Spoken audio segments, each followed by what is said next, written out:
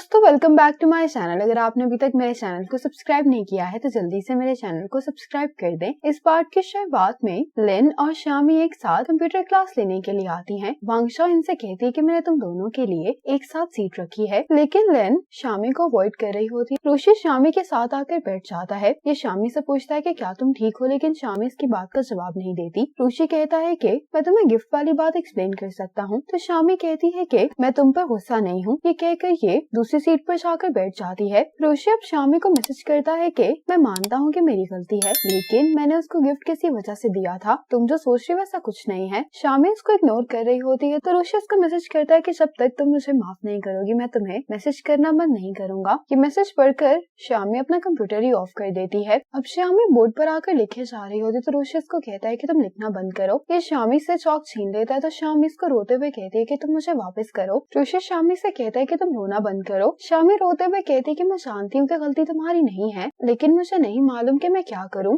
मैं तो उसको अपनी बेस्ट फ्रेंड की तरह ट्रीट करती हूँ। रुशी कहता है कि वो ये सब डिजर्व नहीं करती। लिन जब इन दोनों को यहाँ से जाता हुआ देखती है तो यहाँ पर आकर गुस्से में बोर्ड साफ करने लगती है। आज रुशी शामी को अपने साथ बाहर लेकर आता है। रुशी शामी को बताता है कि लिन ने जो मुझे गिफ्ट दिया था वो मैंने एक्सेप्ट नहीं किया था, और मैंने उसको गिफ्ट सिर्फ इसी वजह से दिया था क्योंकि उसने हमारी मदद की थी। अगर मैं किसी का गिफ्ट एक्सेप्ट करने के लिए एक्साइटेड था तो वो तुम्हारा था। शामी कहती कि मुझे समझ आ गई, तुम्हें मजीद एक्सप्लेन करने की जरूरत नहीं है। रुशी कहता है कि तुमने मेरे लिए कोई तो गिफ्ट लिया ही होगा। शामी कहती है कि हाँ। ये सुनकर रुशी बहुत खुश हो जाता है और इस स्टॉल ओनर से कहता है कि आपका बारबेक्यू बहुत मजे का है। रुशी शामी से पूछने लगता है कि आखिर तुम मुझे क्या गिफ्ट देने वाली हो। शामी कहती है कि मैं तुम्हें कल दे दूंगी। अब ये दोनों जब डोम वापस आते हैं तो रुशी शामी को बताता है कि मैं बीजिंग फिल्म अकेडमी जा रहा हूँ। विंटर वेकेशन में मेरी क्लासेस शुरू हो जाएंगी। अगर तुम्हारे पास टाइम हो तो तुम मेरी परफॉर्मेंस देखने के लिए आ सकती हो। शामी सुनकर बहुत खुश होती है और कहने लगती है कि मुझे तुमसे जलन हो रही क्योंकि मैंने तो अभी ये भी डिसाइड नहीं किया कि मुझे किस यूनिवर्सिटी जाना है। रुशी कहता है कि तुम भी मेरे साथ बीजिंग चलो, बीजिंग में बहुत अच्छी यूनिवर्सिटीज हैं। शामी कहती है लेकिन मुझे नहीं लगता कि इन ग्रेड्स के साथ मुझे किसी अच्छी यूनिवर्सिटी में एडमिशन मिल सकता है। रुशी कहता है कि मैं तुम्हारी मदद करूंगा, अभी भी 1 साल पड़ा है तो तुम अपने ग्रेड्स को इम्प्रूव कर सकती हो। ये सुनकर शामी कहती है कि ठीक है, फिर मैं अपनी पूरी कोशिश करूंगी। रुशी शामी से वादा करता है और कहता है कि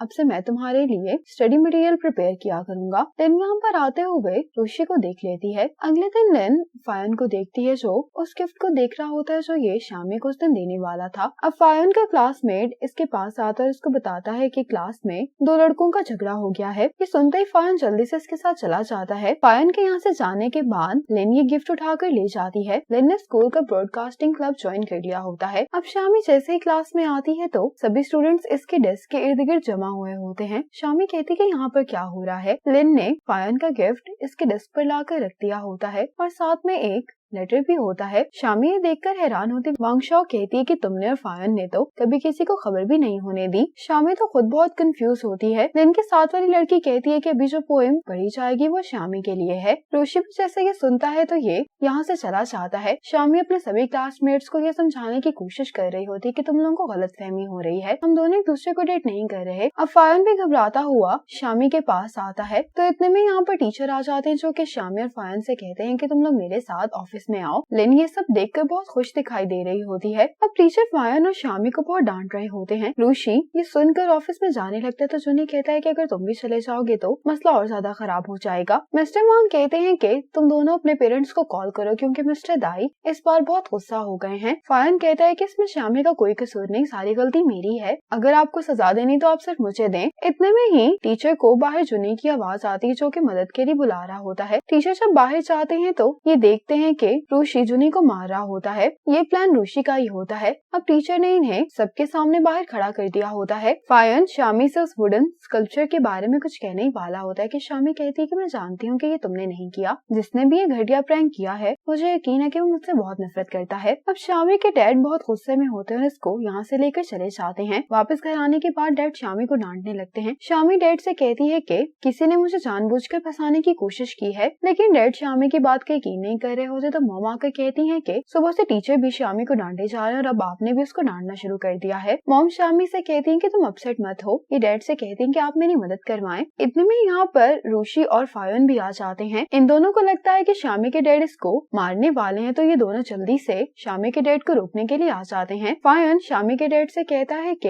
ये सिर्फ एक गलतफहमी है शामी की, इसमें कोई गलती नहीं। शामी की मॉम कहती है कि तुम लोगों को गलतफहमी हो रही है, शामी के डैड तो मेरे साथ सफाई में मदद करवाने वाले थे। ये सुनकर रूशी और फायन बहुत एम्बेरस हो जाते हैं। अब ये तीनों घर की सफाई में मॉम की मदद करवा रहे होते हैं। रूशी अब शामी के पास आकर कहता है कि क्या आप तुम्हारे डैड मुझे नापसंद करेंगे। शामी कहती कि ये कहना मुश्किल है, कई दफा मेरे डैड बहुत सीरियस हो जाते हैं। ये सुनकर रूशी परेशान हो रहा होता है। इतने में डैड शामी से कहते हैं कि किचन में आकर मेरी मदद करवाओ, तो रूशी कहता है कि अंकल मैं आपकी मदद करवाता हूँ। अब शामी की मॉम इन दोनों के लिए फ्रूट्स लेकर आ जाती हैं। मॉम इन दोनों से पूछते हैं कि क्या तुम दोनों भी डोम में रहते हो, तो रूशी कहता है कि नहीं, मैं डोम में नहीं रहता क्योंकि मुझे वहाँ का खाना अच्छा नहीं लगता। मॉम कहती है कि हम भी शामी को वापस घर लाने के बारे में सोच रहे हैं, लेकिन मुझे सिर्फ इसी बात की फिक्र है कि अकेले वापस आना सेफ नहीं है। रूशी कहता है कि आंटी अगर ऐसी बात है तो मैं शामी को अपने साथ वापस घर ला सकता हूँ। शामी अपनी मॉम से आकर कहने लगती है कि मॉम आपको इसकी बातों में नहीं आना चाहिए, वैसे भी मैं खुद वापस घर आ सकती हूँ। दूसरी तरफ लिन से स्कूल में आज जिन लोग मिलने के लिए आता है, जुनी की इससे टक्कर हो जाती है और इसका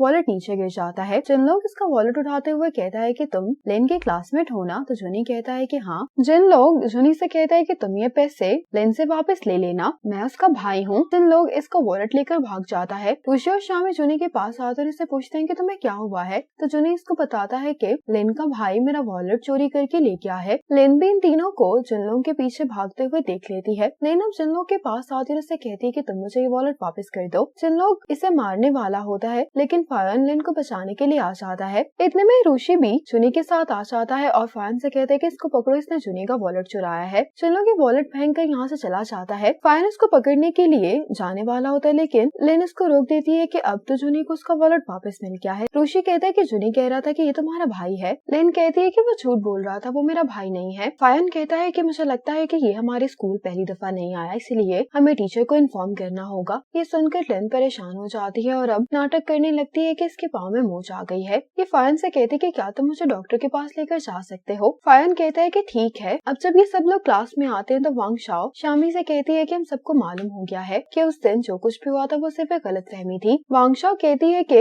लेकिन अब हम इस वुडन स्कल्पचर का क्या करें। फायन कहता है कि तुम ये मुझे वापस कर दो, लेकिन लिन इसके हाथ से ही ले लेती है और कहती है कि ये मुझे फायन ने न्यू ईयर पर गिफ्ट किया था। मुझे नहीं मालूम कि किसने मेरे गिफ्ट को डेस्क से उठाया है। मैं बस ये कहना चाहती हूँ कि जिसने भी ये सब किया वो आइंदा सब प्रैंक ना करे। लिन अपने आप से कह रही होती है कि तुम मुझे इल्जाम मत दो, अगर मैंने अपने लिए फाइट नहीं की तो मैं सब कुछ खो दूंगी। वांग शाओ कहती है कि अगर बात ऐसी है तो फिर इस पर शामी का नाम क्यों लिखा हुआ है। लिन कहती है कि इस पर पहले किसी का भी नाम नहीं लिखा था, मुझे लगता है कि जिसने ये प्रैंक किया उसी ने शामी का नाम भी लिखा है। लिन फायन को इशारा करती है कि तुम भी मेरे इस झूठ में साथ दो। फायन कुछ भी नहीं कहता और लिन को इसकी सीट पर बिठा देता है। ये सब देखकर रूशी को बहुत गुस्सा आ रहा होता है। फायन और लिन के बारे में रूमर्स हर जगह फैल गए होते हैं। यूहान फायन को पसंद करती होती, इसलिए ये रूमर सुनकर बहुत गुस्सा हो जाती है और लिन के पास आकर कहती है कि मुझे नहीं लगता कि फायन ने तुम्हें गिफ्ट किया है, तुम झूठ बोल रही हो। शामी जल्दी से लिन को प्रोटेक्ट करने के लिए आ जाती है तो यूहान कहती है कि तुम्हें अभी भी इसका असली चेहरा दिखाई नहीं दे रहा है, तुम्हारे सामने इसने उस दिन रूशी को स्कार्फ गिफ्ट किया था। जैसे ही रूशी ने इसको इग्नोर किया, इसने फायन को अपना टारगेट बना लिया। लिन कहती है कि ये स्कल्पचर तुम रख लो। दूसरे स्टूडेंट्स यूहान से कह रहे होते हैं कि अब तो फायन ने भी एडमिट कर लिया, तो फिर तुम उस पर गुस्सा क्यों कर रही हो। ये सुनकर लिन मुस्कुरा रही होती है। ये बात शामी नोटिस कर लेती है। कुछ देर बाद शामी लिन के पास आती है, इससे पूछती है कि तुमने आखिर ऐसा क्यों किया। लिन कहती है कि तुम्हें क्या लगता है कि इस दुनिया में हर चीज तुम्हारे लिए है। शामी कहती है कि तुम्हारा कहने का क्या मतलब है। लिन कहती है कि फायन तुम्हें बहुत अच्छे से ट्रीट करता है, लेकिन इसका ये मतलब तो नहीं है ना कि वो तुम्हें सारी जिंदगी ही ऐसे ट्रीट करता रहेगा। शामी कहती है कि मुझे इन सब चीजों की परवाह नहीं है, मैं तो तुम्हें अपनी बेस्ट फ्रेंड समझती थी। दोस्त तो एक दूसरे की मदद करते हैं, लेकिन क्या तुमने कभी मुझे अपना दोस्त समझा भी है। लिन कहती कि क्या तुमने कभी मुझे दोस्तों की तरह ट्रीट किया है। तुम्हें मालूम भी है कि मुझे एप्पल्स पसंद है, उसके बावजूद तुम मुझसे एप्पल्स छीन लेती हो। शामी कहती है कि तुम मुझे बेवकूफ समझते हो, लेकिन मैं हूँ नहीं। फीस वाली बात और अब ये फायन वाली बात, मैं जानती हूँ कि ये सब तुमने किया है। लिन यहाँ से जाते हुए कहती है कि मुझे नहीं मालूम कि तुम किस बारे में बात कर रही हो। शामी कहती है कि अगर तुम्हारे अंदर थोड़ी सी भी इंसानियत बाकी है तो तुम प्लीज फायन का इस्तेमाल मत करो।